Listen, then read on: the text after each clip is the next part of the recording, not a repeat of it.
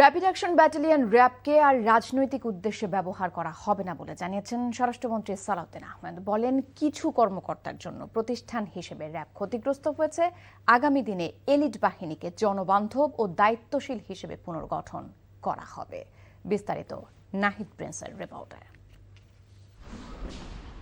বিগত ফ্যাসিবাদী সরকারের সময় গুম, খুন ও বিচার বহির্ভূত হত্যাকাণ্ডের জন্য বারবার কাঠগড়ায় দাঁড়িয়েছে র্যাপিড অ্যাকশন ব্যাটালিয়ন র্যাব। বিতর্কিত কিছু কর্মকর্তার অতি উৎসাহ এবং রাজনৈতিক প্রশ্রয়ের কারণে মার্কিন নিষেধাজ্ঞায় পড়তে হয় পুরো বাহিনীকে। আন্তর্জাতিক অঙ্গনে ক্ষুণ্ণ হয় দেশের ভাবমূর্তি।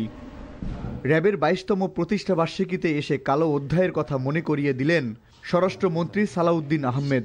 বলেন, গুটি কয়েক কর্মকর্তার দায় র্যাব নেবে না। আইসিটি কোডের একটা আইন আছে, সেই আইনটা সবচেয়ে শক্ত আইন।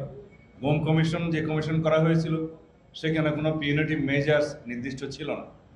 আইসিটি আইনের মধ্যে যদি আমরা সেই অ্যামেন্ডমেন্টগুলো নিয়ে আসতে পারতাম, এখনো যেটা আমরা চেষ্টা করছি, তাইলে গুমের সব ধরনের গুমের বিচার ওখানে হবে। কেউ গুম হয়েছে ফেরত আসে নাই, কেউ গুম হয়েছে ফেরত এসছে, কেউ গুমের হুমকি পেয়েছে, কেউ গুমের শিকার হয়েছে, বিভিন্ন রকমের ডেফিনিশন ওখানে আসতে পারত। মন্ত্রী জানান, বাহিনীটির আমূল সংস্কার, জবাবদিহিতা নিশ্চিত সহ নাম পরিবর্তনের বিষয়টিও সরকার বিবেচনায় রেখেছে। এখন আমরা সেটা আইন করব আলাদা এলিট ফোর্সের জন্য।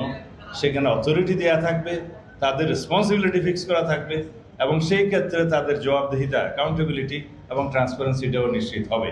সেই হিসাবে আইনটা আসবে। এখনো ডিটেইল বলার সময় আসেনি। একটা বাহিনী রেজ হয়েছে, তার জন্য সুনির্দিষ্ট আইন থাকতে হবে এবং তাদের দায়িত্ব বন্টন করা থাকবে, সেখানে স্বচ্ছতা থাকবে এবং জবাবদিহিতা থাকবে। সেই হিসাবেই অন্যান্য বাহিনী যেভাবে আছে ওভাবে থাকবে, কিন্তু এই আইনটা সেভাবে নয়, যে ডিফেক্টিভ ছিল, এখনো তাই আছে। তা আমরা এখন সংশোধন করব। সংস্কারের পর র্যাব তার শুরুর দিকের ইমেজ ফিরে পাবে বলেও আশাবাদ জানান বাহিনীর অভিভাবক স্বরাষ্ট্রমন্ত্রী Salauddin Ahmed. Nahid Prince, NTV news, Dhaka.